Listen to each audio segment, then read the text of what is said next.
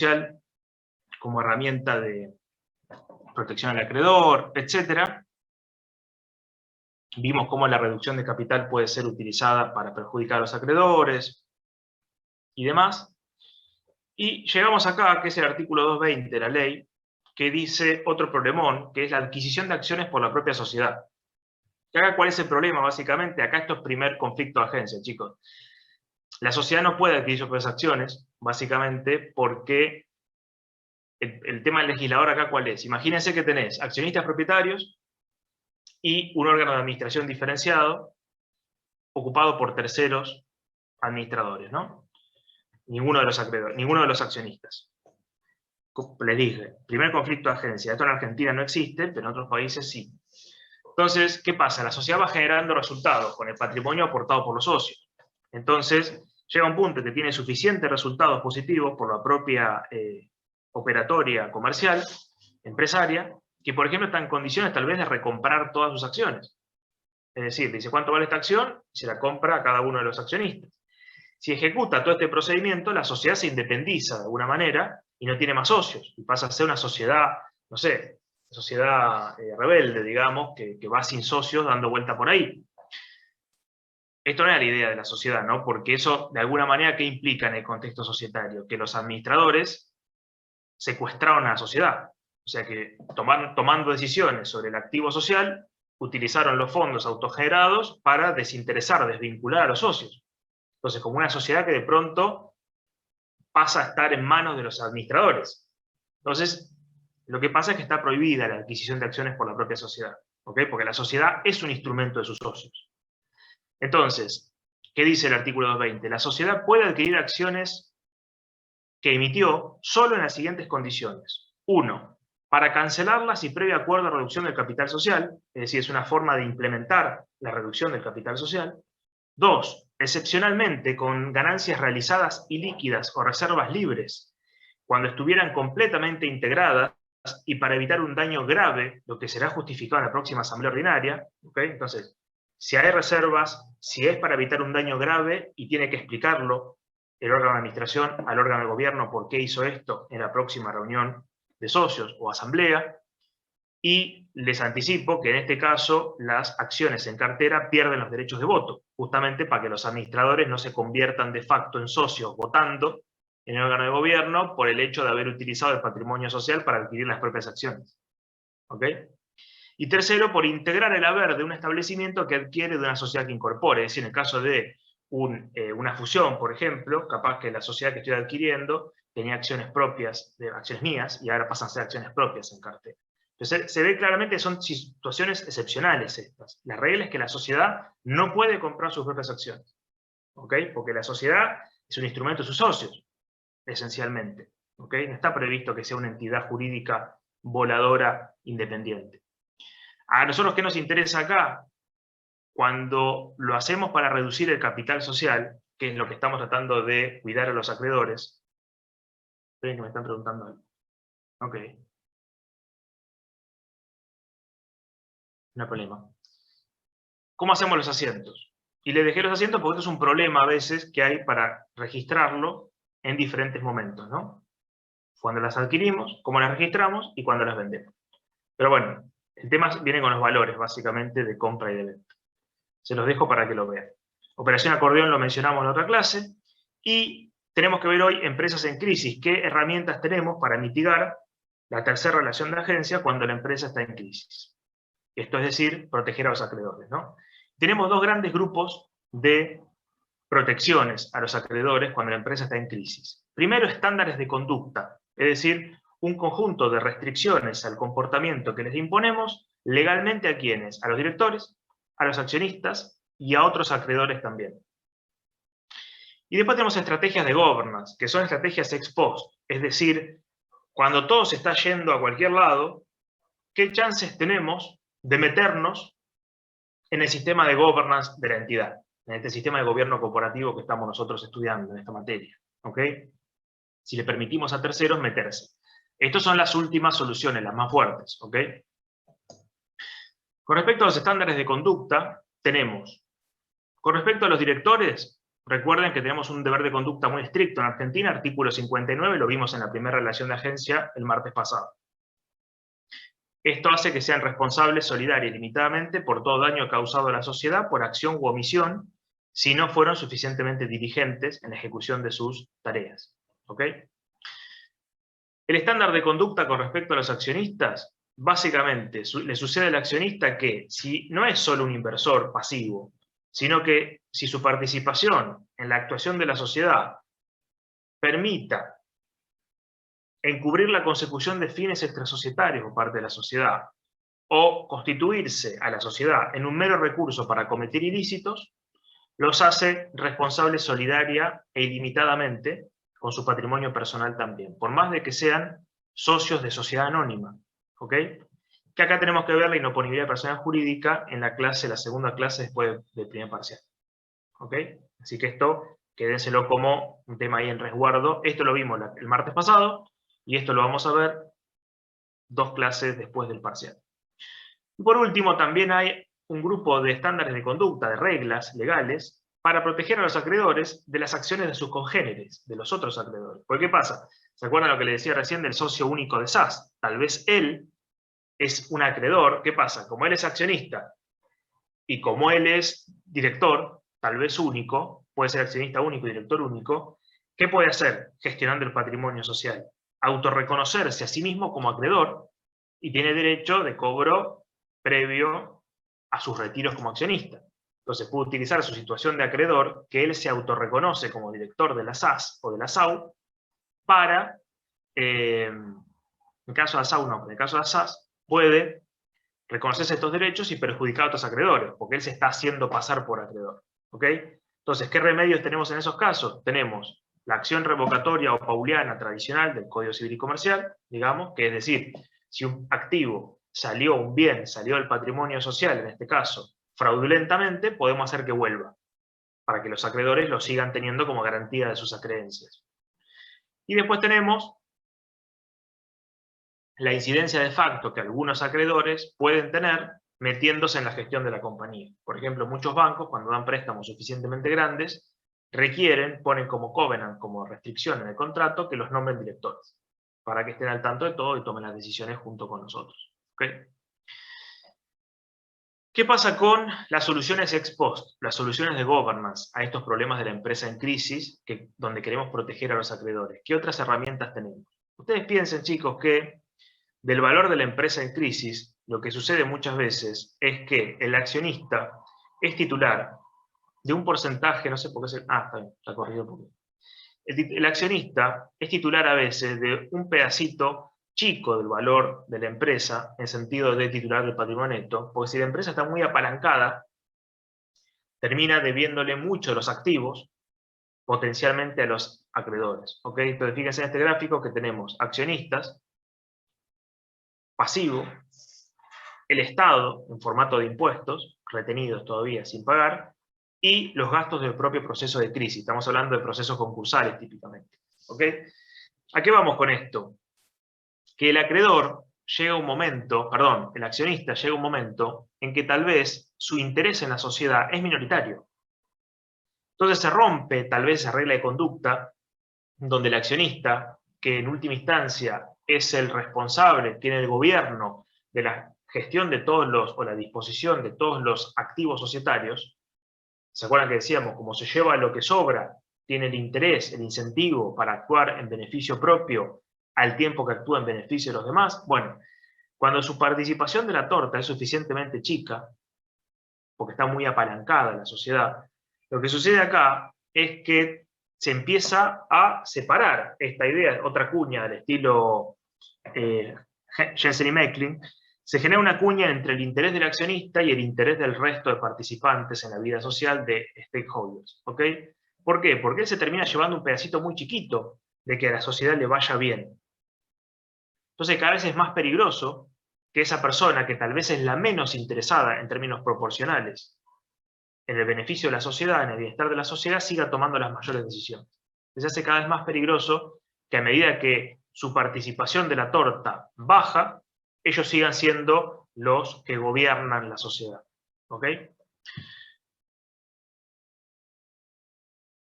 Fíjense, en situaciones normales, la mayoría de acreedores no son más que contrapartes contractuales. Ellos tienen un derecho de cobro fijo, les interesa que a la empresa le vaya suficientemente bien como para cobrarse ellos y nada más. Ante situaciones de default, cesación de pagos, los acreedores están habilitados crecientemente a inmiscuirse en las decisiones empresarias. ¿Por qué? Porque a medida que baja, tenemos un pasivo fijo y las pérdidas las absorben los socios. A medida que el activo va bajando y la pérdida la va absorbiendo el patrimonio neto, llega un punto en que cada vez los activos que quedan se los debemos todos a los acreedores. Entonces cada vez le interesa menos al accionista tomar decisiones. ¿Le interesa menos en qué sentido? En que él es el recipiente cada vez menos de los efectos de las decisiones que toman, y le interesa cada vez más al acreedor tomar decisiones, porque los activos que quedan cada vez son menos y casi le competen a él totalmente, ¿ok? Como grupo de acreedores. En el extremo, en la quiebra, los acreedores se convierten en los verdaderos propietarios de los activos sociales, porque se llevan lo que queda. Estamos en el patrimonio negativo usualmente, ¿ok? Entonces, ¿qué se dice tradicionalmente en estos casos? Nosotros tenemos el total de valor de la empresa acá, ¿ok? Y la situación de entrada en default hasta el momento cero. Bueno, cuando el patrimonio se anula, básicamente neto se anula, que entramos en default, empieza el momento donde el acreedor se vuelve decisor. Deja de ser un tercero que está esperando cobrar y dice, che, pará, yo tengo que meter mano acá porque los pocos activos que quedan son míos. Entonces no puede el accionista estar tomando decisiones sobre los activos que no le competen a él, sino que me impactan a mí. Esta es la visión tradicional de la participación de los acreedores en la gestión de la sociedad, cuando la sociedad entra en default. La visión moderna dice que en realidad, entre no importarles nada y pasar a gestionar la sociedad, hay una zona gris, mixta, donde empiezan a tener injerencia. ¿Cómo esa injerencia se manifiesta? Y muchas veces en los contratos con terceros, particularmente en los prospectos de emisión de obligaciones negociables, se meten estos que hablábamos en la clase anterior, que son covenants, ¿okay? Restricciones al comportamiento. Los covenants vienen de tres formas. Se clasifican típicamente en covenants afirmativos. Estamos hablando de cláusulas en contratos de financiamiento, ¿okay? Puede ser con un banco, puede ser un prospecto de emisión de obligaciones negociables que salen a la bolsa, por ejemplo. Los covenants afirmativos requieren que el deudor realice ciertas acciones. Por ejemplo, emitir cierto tipo de información o pedir cierto tipo de autorización si quiere realizar algunas cosas. ¿Okay? ¿Se acuerdan que hablábamos en la clase de segunda relación de agencia el viernes pasado? Que, por ejemplo, para vender un bien que está fuera de la gestión del objeto social tradicional, por ejemplo, un inmueble que era de inversión, tal vez el directorio tenga que pedir la autorización a la asamblea. Bueno, algo así, pero con respecto a los acreedores. Le meten una cláusula en el contrato que dice que necesitamos como gestores, como directores de la sociedad, pedir la autorización de algún o todos los acreedores para realizar cierto tipo de acción. Hay covenants negativos, que son aquellos que evitan que el deudor realice ciertas acciones. Por ejemplo, si el EBITDA es menor a tanto, no podés distribuir dividendos. Típica. ¿Ok? Entonces son restricciones al comportamiento de la sociedad que no son legales, o sea, no es que están en la ley. En realidad capaz que el resultado es positivo y lo podrían distribuir. Bueno, pero como es positivo pero bajito, nosotros los acreedores le imponemos que no distribuya igual, porque queremos un colchoncito de activos mayor que esté en la sociedad.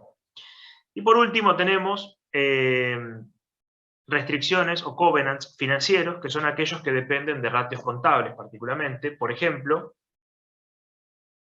este EBITDA también se puede meter acá adentro. Puede ser un tema de solvencia, requerir que la entidad mantenga cierto ratio de solvencia o que mantenga cierto ratio de liquidez. ¿Ok?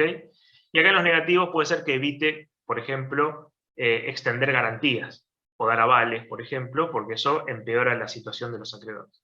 Entonces tenemos tres grandes grupos de restricciones o covenants al comportamiento de la compañía que básicamente impactan en los administradores, ¿no? Bueno, decíamos, fíjense, Profe, como disculpe, principio... Sí, ¿puede repetir la última, los financieros? Financieros decimos que son covenants que dependen exclusivamente de ratios contables.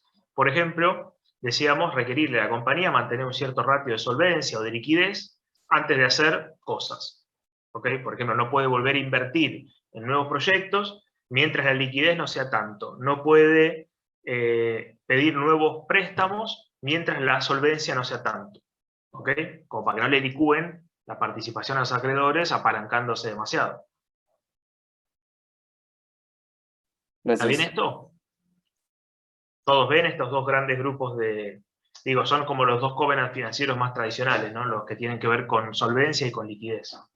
Sí, hay varios indicadores, ¿no? De estructura financiera. Millones, Son un montón.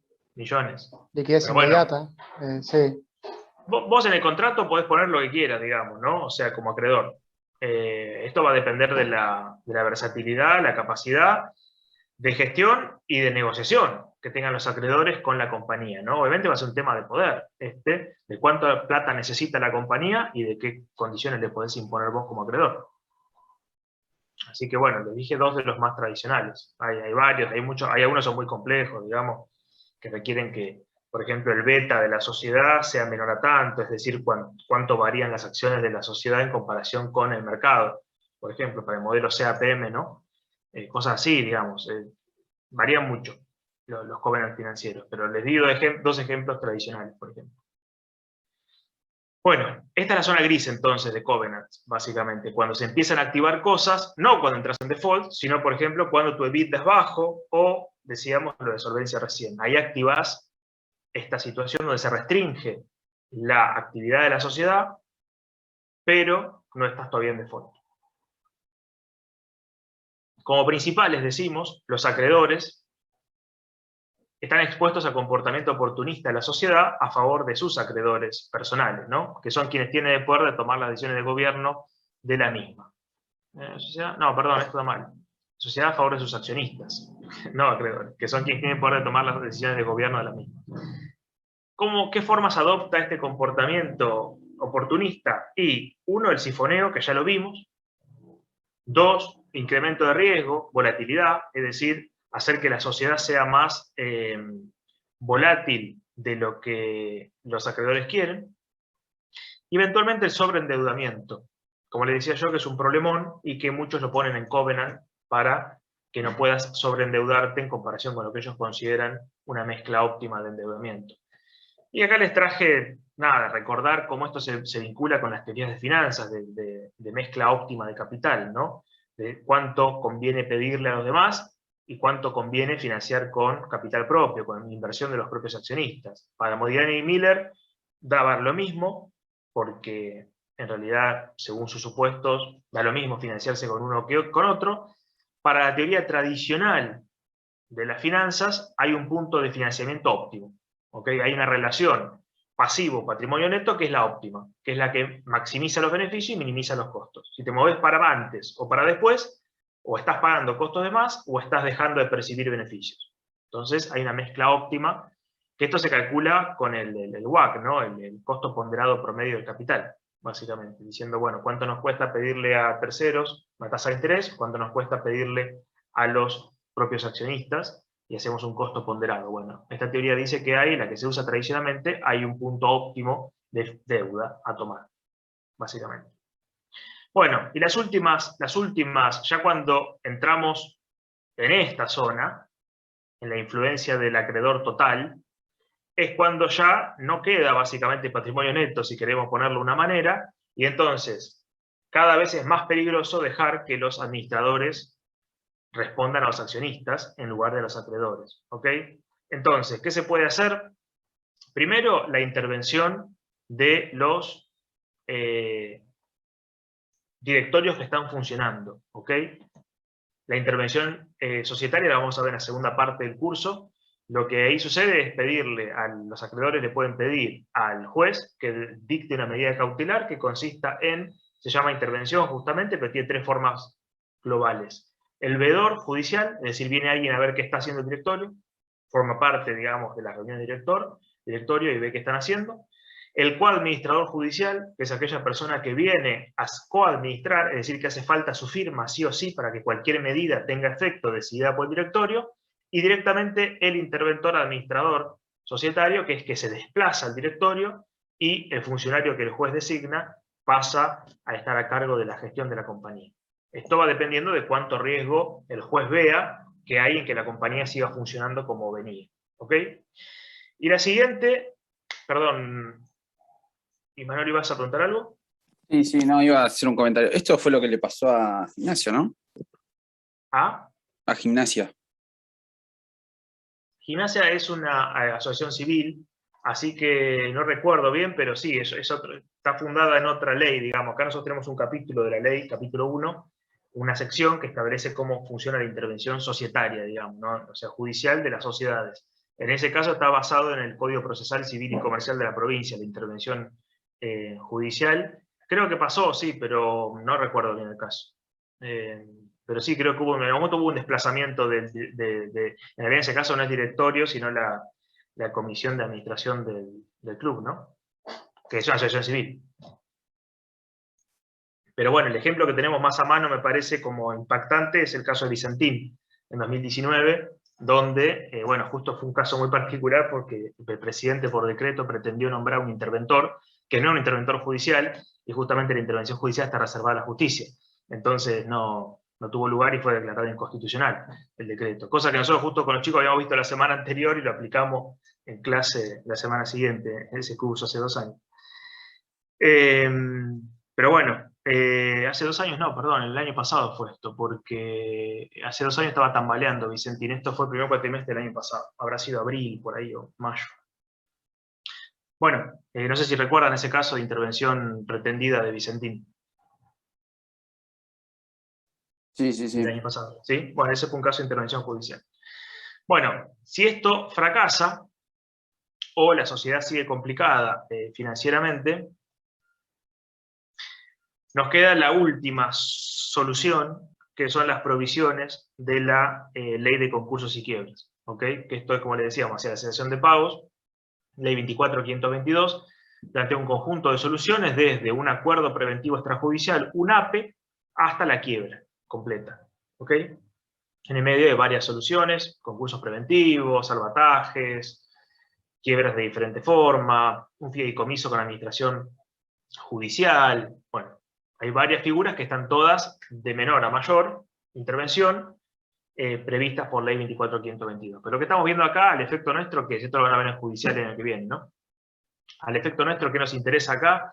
Ver que cuando los accionistas dejan de ser los más interesados en que a la compañía le vaya bien, porque o le va muy mal patrimonialmente, o se comportan oportunistamente y hacen que el patrimonio, por alguna razón, empiece a estar en peligro el poder potencial de recobro de los acreedores, eventualmente se los puede correr del control del sistema de gobierno corporativo de la entidad. ¿Ok? Y decir, pará, ahora le toca a los acreedores. ¿Por qué? Porque son los verdaderos interesados en la parte que queda del patrimonio. El restante activo que queda, como el patrimonio neto ya se perdió, son los acreedores. Entonces, ¿por qué van a seguir los accionistas designando administradores que tomen decisiones con respecto a los activos para beneficio de esos accionistas, y al accionista ya no le interesa más nada?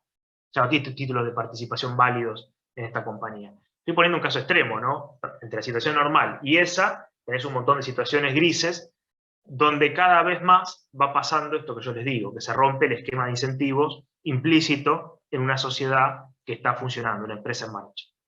¿Está claro, chicos, esto?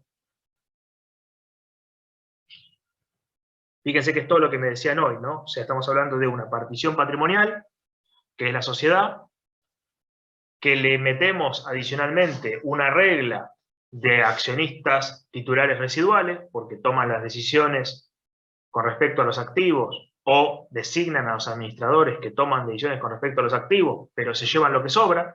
Entonces de esa manera nos aseguramos la maximización del bienestar de todos. Todo esto que nos contaban ustedes hoy, creo que esto lo dijo Matías hace un rato, es el funcionamiento normal, es el esquema de incentivos normal de la sociedad. Funciona bárbaro. ¿Cuándo? Cuando la empresa va bien. Cuando la empresa va mal, y al accionista cada vez le impacta menos el bienestar de la empresa, porque los pocos resultados que hay y los activos que quedan se los van a llevar todos los acreedores, y entonces cada vez es más peligroso dejar que esa gente que ya no le interesa en un extremo más la vida de la sociedad, porque no se va a beneficiar en nada, siga tomando decisiones. Entonces llega un punto en el que también los corremos del esquema de toma de decisiones de la compañía, ¿ok? Que es la última solución que hay, el último grupo de soluciones a esto. Fíjense que empezamos. La primera solución de mitigación del problema 3 de agencia, diciendo, ¿qué cosa? Informe, que la sociedad informe periódicamente su situación financiera, por ejemplo, hasta la quiebra. Tenemos todo un montón de provisiones para empresa en marcha y empresa en crisis, para proteger a los los acreedores del comportamiento oportunista de la empresa, sea a través de sus accionistas o sea a través de sus administradores. ¿Está bien? Bueno. Cortamos entonces la clase de tercera relación.